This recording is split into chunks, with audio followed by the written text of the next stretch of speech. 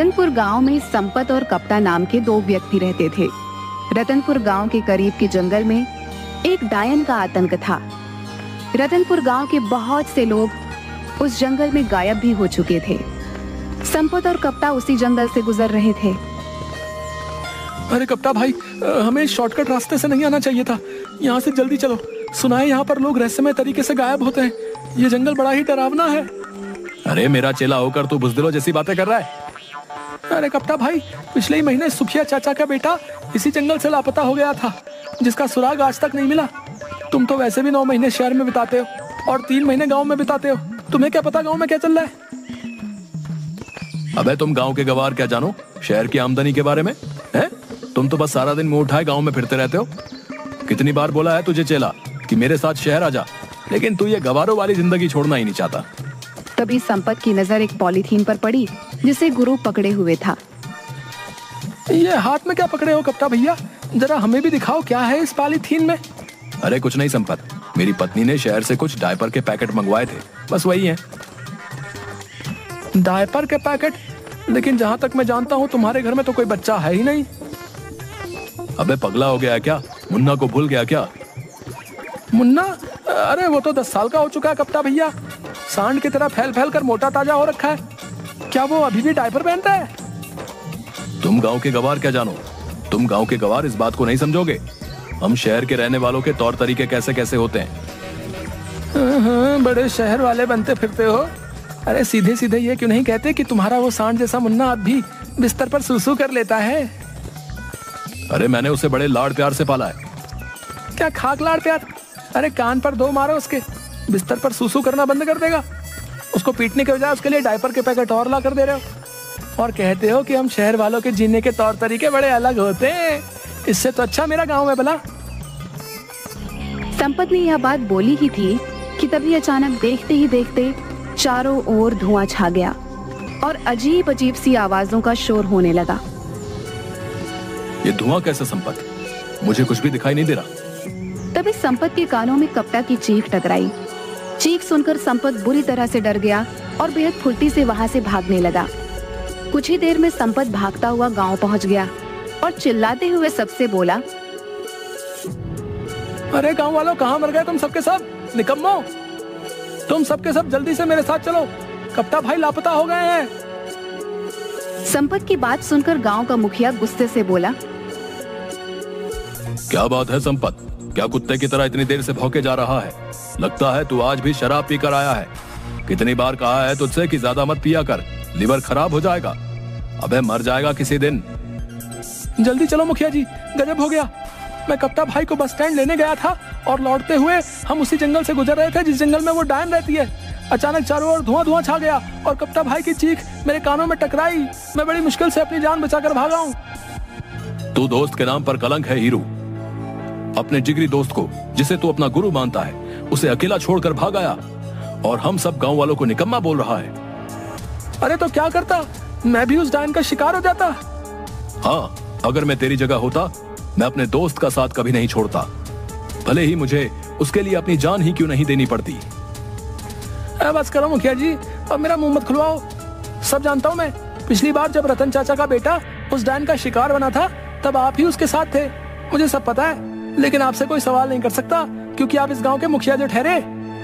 संपत ने यह बात बोली ही थी कि कप्ता हांफता हुआ वहां पर आ गया और गुस्से से संपत से बोला,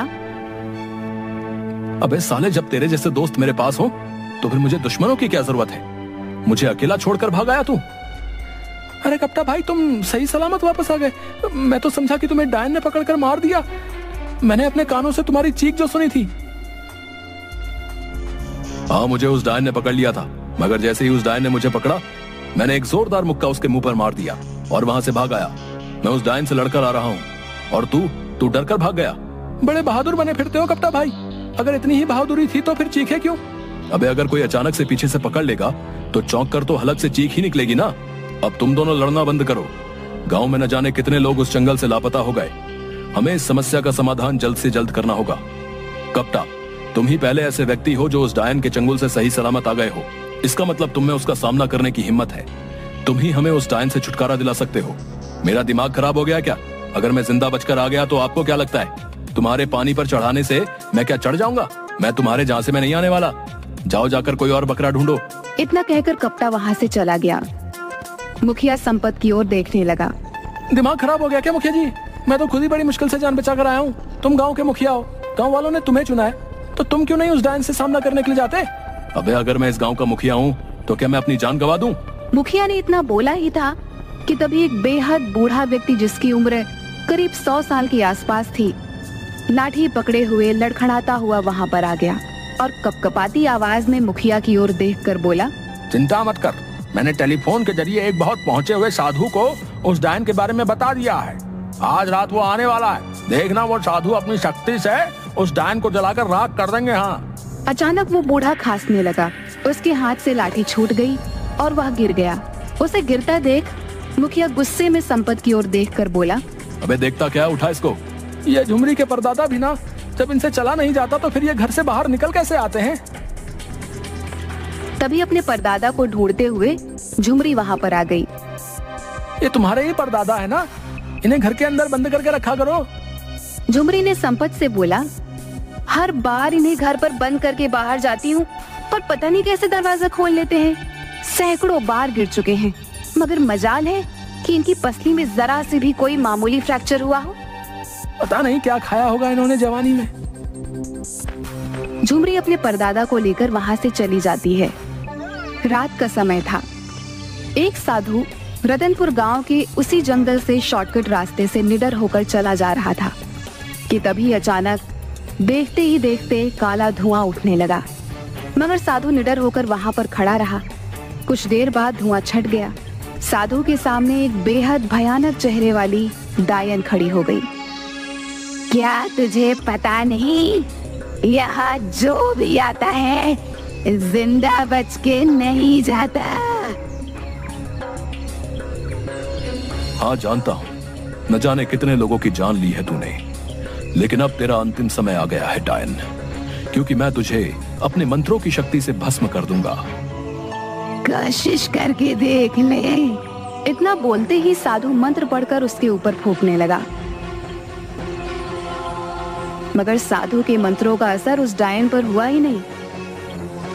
ओम क्लीम चामुंडाय नमः, ओम क्लीम चामुंडाय नमः। ये कैसे हो सकता है? इस पर तो मेरे मंत्रों का असर ही नहीं हो रहा। डायन हंसने लगी। साधु बुरी तरह से डर गया। वो डर कर रतनपुर गांव की ओर भागा और बेहोश हो गया। अगले दिन साधु की जब आंख खुली तो उसे गांव का मुखिया और सारे लोग साधु को घेरे हुए बैठे थे। कहीं तुम वही साधु तो नहीं जो डायन से हमें मुक्ति दिलाने आए थे? हाँ, मैं वही साधु हूँ। लेकिन तुम तो यहाँ बेहोश पड़े हुए हो। क्या तुमने डायन को खत्म कर दिया? वो डायन उम्मीद से ज्यादा ताकतवर निकली। मेरे मंत्रों का उस पर कुछ भी असर नहीं हुआ। ये क्यों नहीं कहता कि तू एक पाखंडी साधु है? तुम मेरा अपमान कर रहे हो। अरे जाओ बाबा, डायन के सामने जब भाग रहे थे तब अपमान नहीं हुआ था? तुम्हें कैसे पता कि डायन के सामने मैं भाग रहा था? तुम्हारी शक्ल बता रही है। तभी एक पागल वहां आकर गुस्से से बड़बड़ाने लगा। तुम सब डरपोक हो। आज रात मैं उस डायन का खात्मा कर दूंगा। अरे अब ये पागल फिर से यहाँ पर आ गया, भगाओ इसे। अबे पागल कौन है तू? पिछले कुछ दिनों से तूने हम सबको जीना आराम कर रखा है। आज तुझे बताना ही पड़ेगा कि तू कहां से आया है। पागल हो गया क्या? वो एक पागल है। वो तुझे कैसे बता सकता है कि वो कहां से आया है? उस बेचारे को तो अपना ही होश नहीं है। वो पागल बड़बड़ाता हुआ वहां से चला गया। देखना मुखिया जी, मुझे लगता है आज रात इस पागल की आखिरी रात है। सही बोल रहा है तू, ये मरेगा साला आज। अरे वो सब तो ठीक है, लेकिन इस समस्या का समाधान कैसे निकलेगा, इस बारे में सोचो।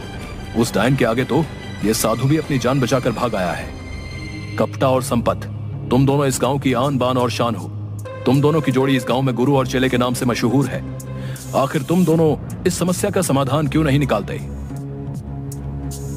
क्योंकि हम कोई तांत्रिक नहीं है मुखिया जी। आपने स्वयं देखा, ये तांत्रिक खुद अपनी जान बचाकर भागा है।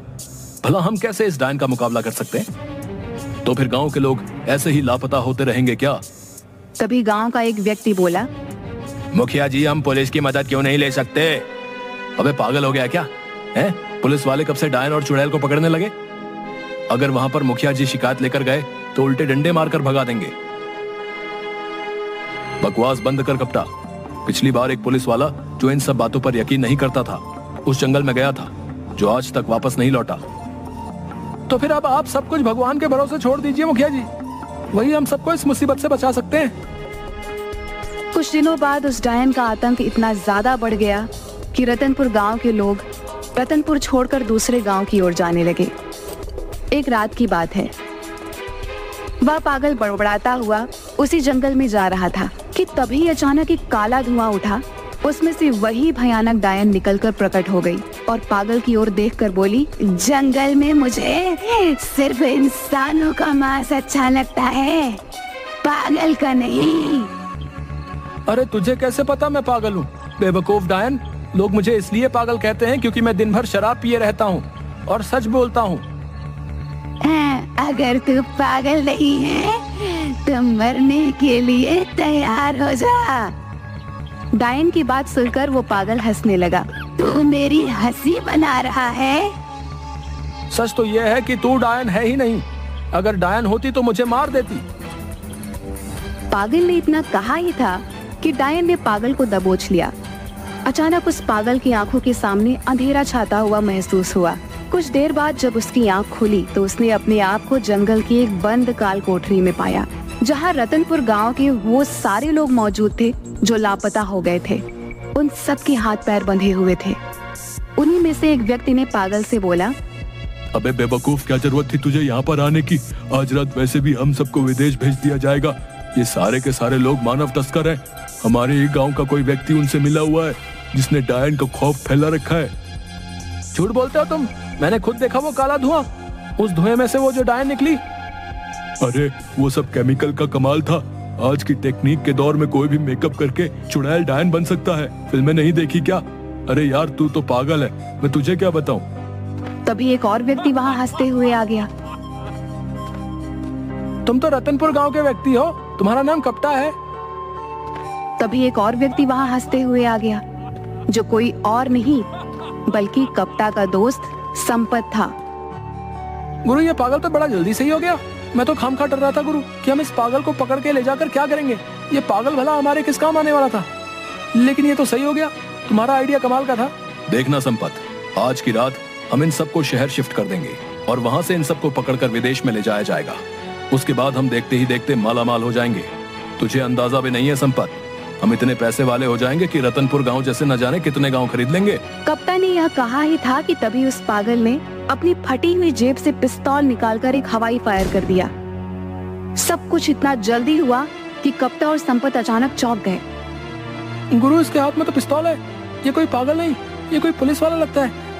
हमने पागल समझकर इसके हाथ पैर भी नहीं बांधे। तू सही कह रहा हीरू, लगता है हम दोनों बड़ी चूक खा गए। देखते ही देखते पुलिस ने उन सबको घेर लिया। सारे पुलिस अधिकारी उस पागल को सैल्यूट करने लगे। वह पागल व्यक्ति कोई और नहीं बल्कि क्राइम ब्रांच ऑफिसर अशोक था। मुझे इंटेलिजेंस से सूचना मिली थी कि रतनपुर गांव में बहुत से लोगों की मानव तस्करी होने वाली है, इसलिए मैं कुछ दिनों पहले यहाँ की छानबीन करने के लिए आ गया था। यहाँ आकर डायन की अफवाह सुनकर मुझे पक्का यकीन हो गया कि कोई और नहीं बल्कि कोई मानव तस्कर ही होगा जिसने डायन का खौफ फैला रखा है, ताकि पुलिस और लोग डर की वजह से इस जड़ की तह तक न जाएं। और इस काम के लिए मेरी मदद गांव के मुखिया ने की। तभी गांव का मुखिया और उसी साधु के साथ और लोग वहां पर आ गए। मुखिया मुस्कुराता हुआ बोला, मुझे तो उसी दिन तुम दोनों पर शक हो गया था जिस दिन तुम दोनों डायन के चंगुल से बचकर आ गए थे। ऐसा इससे पहले कभी भी नहीं हुआ। सारा गांव डायन से डरा हुआ होता था और तुम दोनों के चेहरे पर कोई शिकन नहीं होती थी। मैं शुरू से ही क्राइम ब्रांच के इंस्पेक्टर अशोक को जानता था। मुझे पक्का यकीन हो गया था कि मेरे गांव में कोई डायन वायन का प्रकोप नहीं है, बल्कि ये तो किसी मक्कार इंसान की ही करतूत है।